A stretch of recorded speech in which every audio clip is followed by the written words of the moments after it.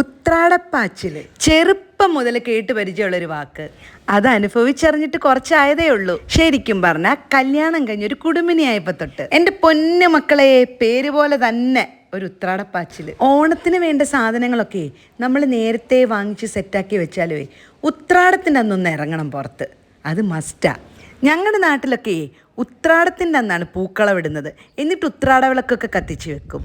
ഓണത്തിൻ്റെ തലേന്നൊരു വെപ്രാളമില്ലേ, ഉപ്പേരി ഉണ്ടാക്കൽ, അച്ചാറുണ്ടാക്കൽ, ഓണത്തിന് പിറ്റേ ദിവസം സദ്യയ്ക്ക് വേണ്ടിയ കാര്യങ്ങളൊക്കെ മുൻകൂട്ടിയൊക്കെ ഒന്ന് സെറ്റ് ചെയ്ത് വെക്കുന്നത്, ഇതെല്ലാം ഉത്രാടത്തിൻ്റെ അന്നാണ്. ശരിക്കും പറഞ്ഞാൽ റോഡിലും തിരക്ക്, വീടിനകത്തും തിരക്ക്, നമ്മുടെ മനസ്സിലും ഒരു വെപ്രാളം. എനിക്ക് ശരിക്കും പറഞ്ഞാലേ തിരുവോണത്തിനേക്കാളും ഇഷ്ടം ഉത്രാടത്തിൻ്റെ അന്നാണ്. തിരുവോണത്തിൻ്റെ അന്ന് സദ്യയൊക്കെ കഴിക്കാം, പക്ഷെ തിരുവോണം കൊണ്ടങ്ങ് ഓണം തീരുവാണല്ലോ എന്നൊരു തോന്നൽ, അപ്പം വിഷമം വരും. പക്ഷേ ഉത്രാടത്തിന് അങ്ങനല്ല.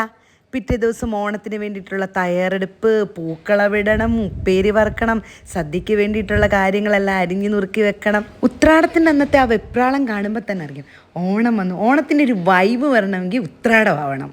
പിന്നെ നമ്മൾ മലയാളികൾ ലോകത്തിൻ്റെ എവിടെ ഇരുന്നാലും നമുക്ക് ചെറിയൊരു സദ്യയും പൂക്കളും അതൊക്കെ മസ്റ്റല്ലേ. ഈ തിരക്കൊക്കെ കാണുമ്പോഴേ എനിക്ക് ഭയങ്കര സന്തോഷം തോന്നും. കാരണം എല്ലാവരും ഓണം ആഘോഷിക്കാനായിട്ട് സന്തോഷത്തോടെ പച്ചക്കറികളും സാധനങ്ങളും ഒക്കെ വാങ്ങിച്ച് വീട്ടിലോട്ട് പോകുന്നതേ അത് കാണുമ്പോൾ തന്നെ ഭയങ്കര സന്തോഷം. ശരിക്കും പറഞ്ഞാലേ ഈ സദ്യ കഴിക്കുന്നതിനേക്കാളും ഒരു സുഖമേ ഈ തലേ ദിവസത്തെ രാത്രിയിലെ ഈ ഉപ്പേരി ഉണ്ടാക്കലും കറികൾ നുറുക്കലും എല്ലാവരും കൂടി ഒന്നിച്ച് അത് ചെയ്യുന്നതേ അതിന് മനസ്സിനൊരു വല്ലാത്ത സന്തോഷമാണ് കേട്ടോ.